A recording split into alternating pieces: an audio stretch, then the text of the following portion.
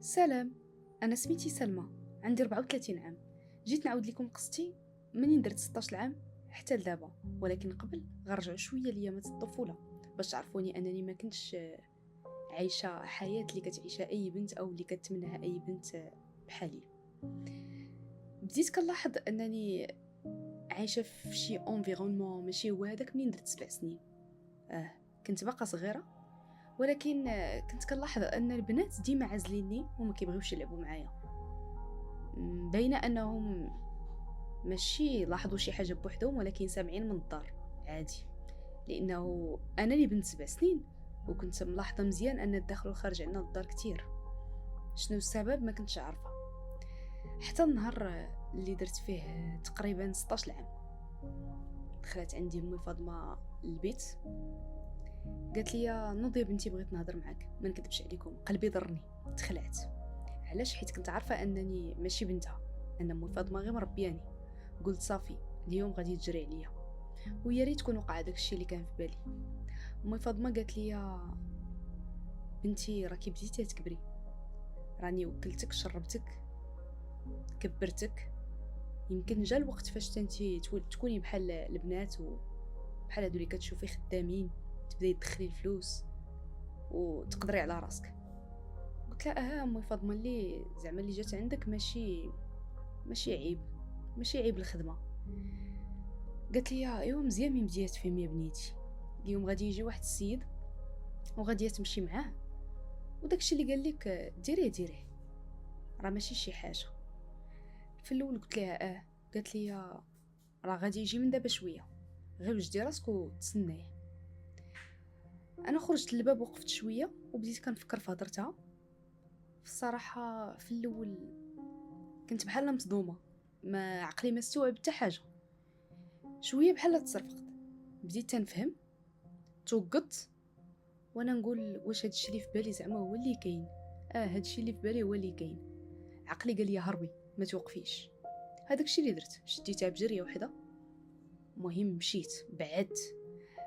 هاد الشيء ما بغيتش نذكر البلاصه بالضبط فين كنت، تقريبا في نواحي مراكش، بعيد على مراكش شويه. انا هربت قريبا، بدات يطيح الظلام.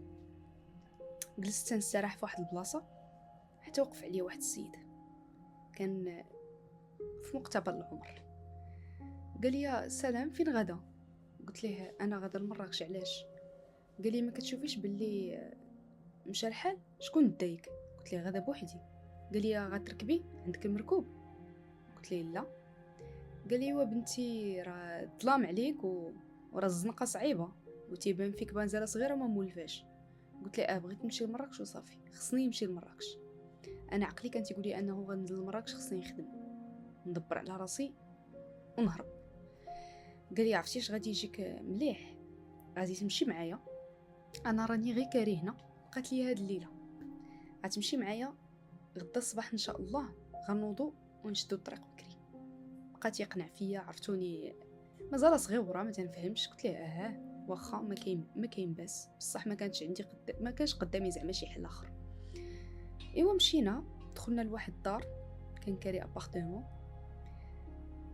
جلسنا كلينا. قال لي يلا وسيري ديك البيته نعسي فيها حتى الصباح وانا غادي نعيط لك ونمشيو. هذاك الشيء اللي دخلت، هذاك الشيء اللي درت باردون. دخلت تكيت، لا بقيت متكيه بلاصتي شويه. راكم عارفين بقى فيا الحال حيت امي فاطمه راني كنت مولفاها. بقيت تنبكي تنعست. ضربتني الفيقه على واحد الصوت. كان صاحبه جات معاه بنت، كنسمعهم كيهضروا كيضحكوا، كانوا الكيسان تيضربوا مع الطبله، كنسمع الضحك وداك الشيء. رجعت تكيت بلاصتي تقلبت ونعست. ايوا سيدنا انا متكيه تنحس باللي شي واحد جا دخل حدايا. قفزت من بلاصتي. قال لي شوفي غتسكتي وما تخافيش، ما غيطرى لك والو. ما غاديش نعاود التفاصيل كاملين، ولكن انا فاش حاولت نقاوم تنتصدم بصاحبو تا هو دخل عندنا البيت. البنت ما كانتش غتكون مشات لانه ما كانتش في الدار، ما عرفتش في اي وقت مشات، ولكن كنتصدم بلي بجوج جاو تهجموا عليا، تعداو عليا مزيان. انا بقوه الخلعه غيبت، ما عقلتش على راسي. اللي عاقله انه بقيت كنفيق وكنعس. تضربتني الفيقه في مره، جاني بحال الفوغير ديال البكا، بقيت تنبكي، جاتني اون كريز. قنعت راسي انه خصني نوض، خصني نمشي، لانه ممكن في اي وقت يعاودوا يفيقوا ويعاودوا يديروا لي نفس الحاجه ولا يجيبوا كاع شي حد اخر. نط، لبست حوايجي، انا خارجه من الدار لقيتهم بعدا هما ما كاينينش كاو. هزيت واحد البسطام بالي فوق الطبله ونزلت. هذاك البسطام كانت فيه 18,000 ريال، باقا عاقله عليها بحال البارح. نزلت لمراكش ما عارفه والو. مشيت لواحد الحي، بديت نسول، تندق شكون اللي خاصو اللي يخدم عنده، شكون اللي خاصو. المهم ما كاين والو في الاول. ايوا بقيت كنتلوح من هنا لهنا لهنا. ديبانيت في دوك الايامات باش ما كان.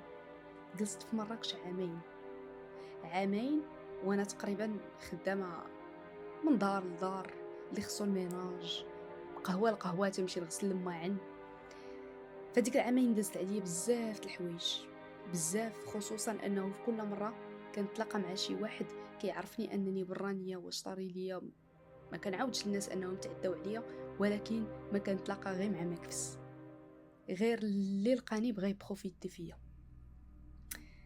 ايوا دازت هذيك العامين، كنت كاريه واحد البيته، المهم فوق واحد السطاح عند واحد السيد. حتى لواحد النهار جا وقف عليا، قال لي يلا عطيني فلوس الكرا. قلت ليه اسمح لي، مازال الاولى مازال ما وصلتش الوقت فاش نعطي، الثانيه ما عنديش دابا، راني كنجمعهم في الاخر الشهر بزز، راه خدامه غير على الكرا وما وضو. قال لي شنو نقول لك واحد جوج الكلمات، كانت بعدا ريحته كتعطي. قال لي انا من هنا لقدام ما بقيتش بغيت تخلصيني بفلوس، كاينه طريقه اخرى كيتخلص بها الكرا، بغيتيها انا موجود من دابا ومرحبا، ما بغيتيهاش الباب الحباب. لقاني شويه ما بقيتش هذيك الهبيله تاع 16 عام، المهم تقريبا 18 ونص. شويه القلب قصاح مع الزنقه. قلت ليه شوف، قلب في حالك دابا ومن بعد غادي نهضروا، الكرا انا غنهضر معاك فيه غدا ان شاء الله. بقيت تنسايس تمشى في حاله. دخلت، بقيت جالسه الدنيا دارت بيا، ما نكذبش عليكم، لانه كاينين الليله الاكثريه اصلا تاع الليلات اللي وجبه وحده وبزز، يعني الفلوس راكم عارفين هذيك العابين دازت عليا قاصحه شويه. ايوا بقيت تنفكر، جلست فكرت مع راسي، قلت لي ليها غادي نرجع عند امي فاطمه، على الاقل هي معاها واكله شاربه ناعسه. هادشي اللي غنديرو في مراكش ولا في بلاصه اخرى بالزز وبالفابور، اللهم مشيت تما تخلص عليه. ما نكذبش عليكم، دخلت لي الفكره لراسي، صافي قلت غادي نرجع. ايوا نعست، صبحت متاكده انني داكشي اللي خاصني ندير.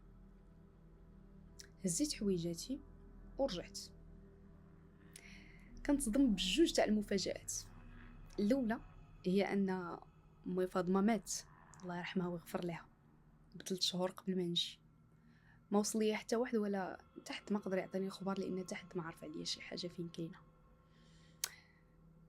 الحاجه الثانيه هي ان امي فاطمه ما كانتش غير مربياني، امي فاطمه كانت هي امي الحقيقيه.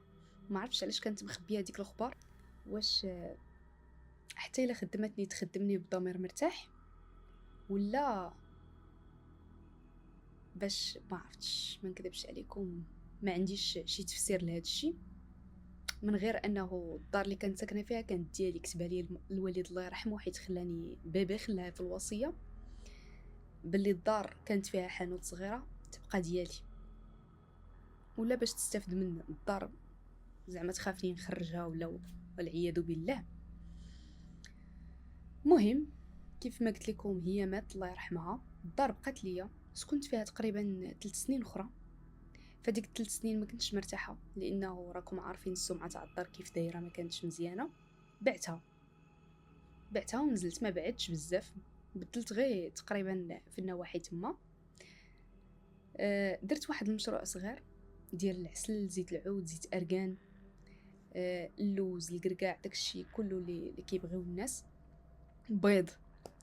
كنت كنزلوا لمراكش حيت درت شويه تاع المعارف، تنزلوا لهم وتنبيع ونجي.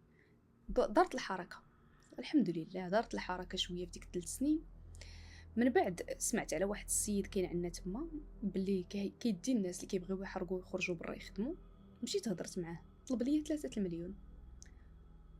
قلت واخا علاش لا ما نجربوش، ما خاسره والو.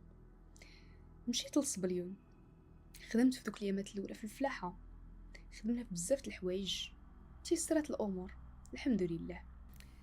اللي غادي نقول لكم هو اليوم الحمد لله والشكر لله ولي تنجي للمغرب على قبل 2 د الحوايج. على قبل نجي ديوري، شريت دار في طنجة ودار في مراكش، سهل عليا ربي وجمعت الفلوس ودرت حتى انا علاش نرجع. والثانيه هي ولادي وراجلي، تنجيو باش ندوزو عطلتنا في المغرب. اييه، شكون كان تيقول انني انا واحد النهار ممكن نتخطى هذاك الشيء ونتزوج؟ ما يمكنش، خصوصا بعد ما ولا عندي ان الراجل هو الوحش. اي راجل تلاقيت معاه فاش كنت صغيره كان بغي يبروفيتي فيا، كان بغي يستغل هذاك الضعف اللي كان عندي. ولكن بغيت نقول لكم انه ربي كبير. واخا جات واحد الفتره اللي ضعفت فيها وقبلت انني نمشي في هذيك الطريق، ولكن ما كتبهاش لي الله، حيدها عليا. بكيت وبقى فيا لحد ملي كنت صغيره كنت نقول علاش انا ماشي بحال البنات الاخرين. ولكن ربي كتب لي حياه من بعد حسن من تاع البنات الاخرين، وحسن من اللي كنت عايشه مع امي فاطمه، وحسن من داكشي اللي كنت كنفكر فيه. كان تفكيري محدود. دابا الحمد لله راني بمشروعي، راني بخيري. ما نقدرش نوصف لكم كيفاش كنت وكيفاش وليت، ولكن هادشي بفضل الله وبالفضل تاع داك الراجل اللي عاودت ليه وثق فيا وتقبلني كيف ما انا وتقبل حقيقتي. وبفضل حاجه اخرى هي الطب النفسي، انني تقبلت انني مريضه، كان خصني نتعالج من بعد هذيك الصدمه اللي دازت عليا، من بعد هذيك المعاناه اللي دوزت في لا في امي اللي ما رباتنيش بحال بنتها، لا في هذوك الرجال اللي تعداو عليا اللي هما حاشا ولله واش رجال هذوك. المهم تعالجت، تبدلت عندي الفكره، ودابا الحمد لله راني ام ديال 2 دراري وبنت. عرفتوا الحمد لله كاع ديك المعاناه اللي دوزت راه قلت لكم عوضها لي الله، والحمد لله. خليو ثقتكم وايمانكم بالله قوي، راه ما كيسد عليكم طريق حتى كيحل لكم بيبان وطرقان اخرين فيهم الخير كثر وكثر في هذاك الشيء من هذاك الشيء اللي تحرمتوا منه. وهذا ما كان.